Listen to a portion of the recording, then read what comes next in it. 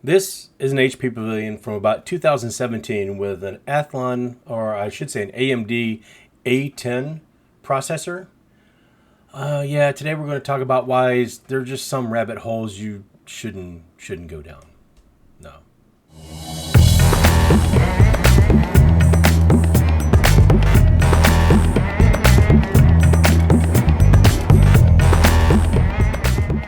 Okay, so on the surface, some of you may realize or remember that pre-Ryzen, AMD hadn't had a decent processor since back in like the K7 days. It was quite a while back. It was when Intel and AMD had first decided that they were both going to be on the x86 architecture. And after that, there was a long period of time where Intel was just a much better processor. AMD tried a couple of different things and a couple of different gimmicks. We're not going to mention anything about the FX processors. Bulldozer. Not really the amount of cores it says it was. Those types of things. But the A series of processors were actually APUs. It was AMD's one of their first attempts to really put a graphics processor on the CPU as well. And so we had that full-blown, instead of just having like backup graphics, like you can configure your system, because a lot of Intel CPUs had that, this was meant as like you could have a functioning GPU basically on the chip. That works to some degree. And even now with the Ryzens, we're seeing that sometimes that works better than other times. The 5600G and the 5700G come to mind. And now they're actually thinking about doing some APUs again, with some newer architectures. Remains to be seen. But in this case, this A10 also had a separate R5.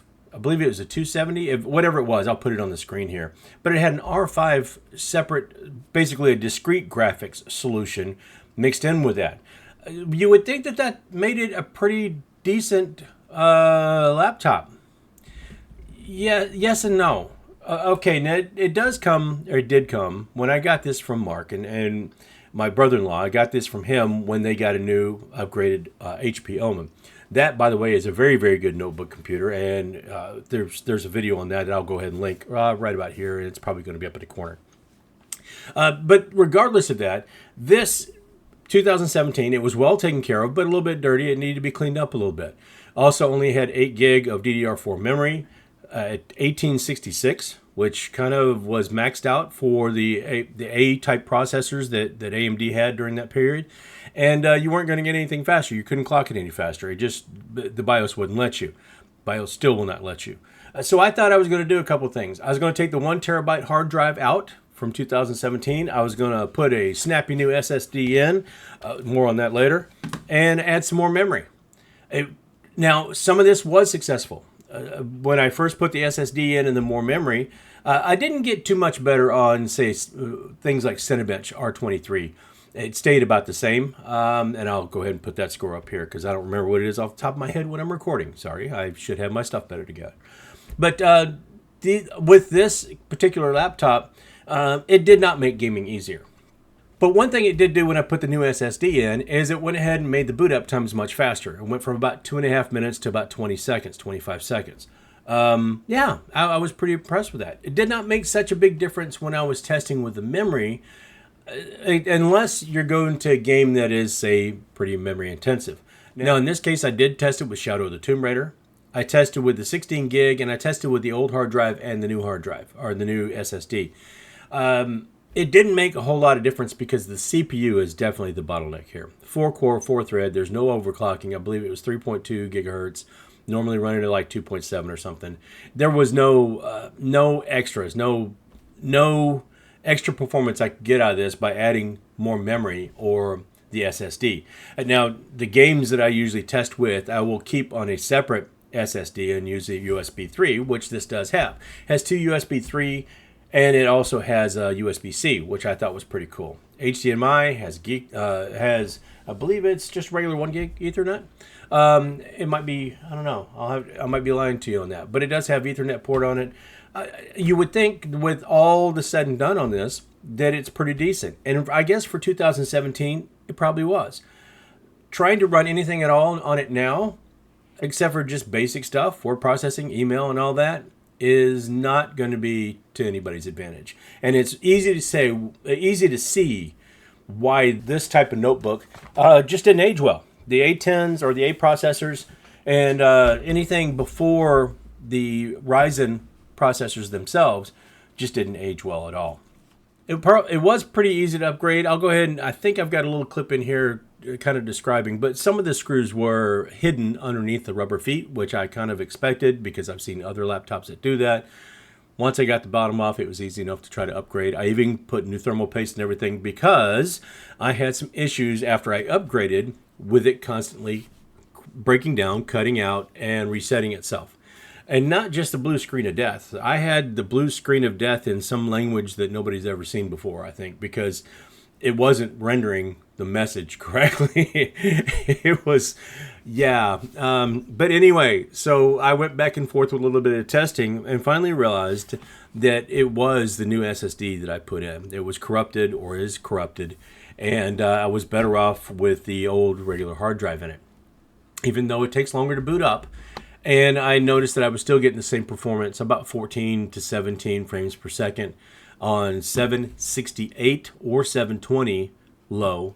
And 768, this is a 1366 by 768. So it is still 16 by 9, but it is not a high quality screen. It's not a 1080 type screen running at 60 hertz. It does run at 60 hertz, but the only advantage I found out of this was that it was a touchscreen. And it kind of surprised me when I figured that out. I wasn't expecting that. So again, that probably would have been a good advantage. And if all this was a workload type computer where you were going to do, check email, watch videos, surf the internet, do productivity like Excel spreadsheets or something like that, this thing is fine for that. Trying to use it as a gaming computer, it was never designed for that. It never will be. And there's nothing that I could do upgrading it to make it into one. So that idea was just right out. My PSA for this video is don't buy an SSD just because it's cheap. This is a 512 and it's the company is Soma Bulist or whatever. 512, it was cheap. I got it for like 26 bucks. Spend $1 or $2 extra and get something from Team Group or something from Western Digital or SanDisk. Even SanDisk has their issues right now, but get something you recognize, Crucial or something like that. Get something from a reputable company. Don't get something off-brand just because it's a few dollars cheaper. It's not going to save you any money, and it took a whole day for this start corrupting itself and having problems, and I've spent the better part of the last week just trying to troubleshoot and make sure that it was this and not anything else like the new memory I put in that was causing the problem. So as far as older laptops, are they usable? Yes, I'm actually using this because when I go stream on that purple channel, this is what I use to monitor my stream and use on the chat. So actually it's coming in really good use. I do like the touchscreen, even though I don't use a touchscreen very much. I thought it was a neat feature. It would have been better if this were a 2-in-1 tablet type thing. It's not.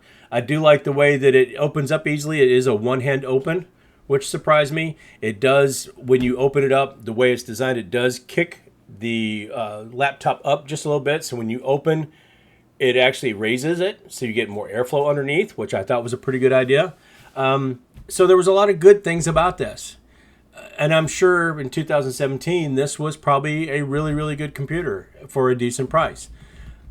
Nowadays, the only thing I can say about it is it would have been a really, really good computer in 2017 when it came out. So, that's it. If you happen to find an older laptop and you do want to try to clean it up and get some use out of it, remember, it's not going to be your desktop replacement for 2023 or 2024 or beyond. It will probably do the basics. You will still be able to surf the web or, use a word processing program or, any number of things. It will probably do just fine. It is not going to be, especially with some upgrades and things like that, chances are you're not going to put Windows 11 on it. You're not going to put heavily intensive programs or games on it. You're not going to turn it into a gaming computer. Unless it's like web games or something like that. Maybe, I don't know. I didn't test it out on anything like CSGO because now CSGO is CS2 running on DX11 and it's much harder to run on older hardware. Where the old one, CSGO, used to run basically on a calculator or something. It's much more difficult to run now. So there's not really a lot of those games out there that are like I don't know. Maybe I could run Minecraft on it and see if it works there. I don't know. But that's not my desire. My desire to use this right now is simply to go ahead and use it like I'm using it as sort of a backup web browser to check and make sure my stream is running okay on that purple channel. All that stuff's linked below too, by the way. So, older laptops. If you come across one, what are your expectations? Just monitor your expectations. Check things and say, okay, it is what it is, because you're not going to do very much to be able to try to upgrade it. But they still have a purpose. So don't throw it in the trash. If it's working, it's working. And see what you might be able to use it for instead of trying to upgrade it into something you want to turn it into. Maybe that's all I can say about that. So if you got anything out of the video, I know it's not... this is one of those videos where I had to kind of put it together because I've been playing with this thing for over a week now. Realized I very much missed posting this week entirely, and I could probably play with this thing for another 3 or 4 days and not get any further, and it would just be a video that didn't get posted when it should have, and I've got other things I need to be doing, like moving that Xeon to a new case and playing with the Chromebox. So, yeah, if you got anything out of it or you found it interesting at all, or if you just have sympathy for my effort into this older laptop, especially being an AMD A10, throw a like on the video. If you're not already subscribed, please do. Still really trying hard to get to 1,000. I have not, unfortunately, been able to put the effort I would have liked to this month to try to make that big push for 1,000, but I would still love it if you guys hit that subscribe button. And, you know, if you don't do any of that or don't hit any of the rest of my socials, which, again, are all linked in the bottom, just do me one favor, especially this time of year, this season, and let's be kind to each other. You don't have to go drop money in the red kettle outside of one of those stores or anything. I mean, it's a nice thing to do, but what I would invite you to do is just at least say hi, wave, smile, be kind to somebody. It doesn't cost you anything at all to be kind to somebody, right? And you might make somebody's entire day. So you guys be good to each other out there. I got more stuff coming up. Like I said, the Xeon going into a new case. It's a theme type build. You guys will see. And if you've watched me stream it all, you'll know what that theme is coming. And yeah, Chromebox and a few other things. And the first of the year is coming. So there's no telling what changes to the channel might be coming. Yeah. Anyway, you guys have a good day. Until I get myself into something I got no business getting into, I'll see you later.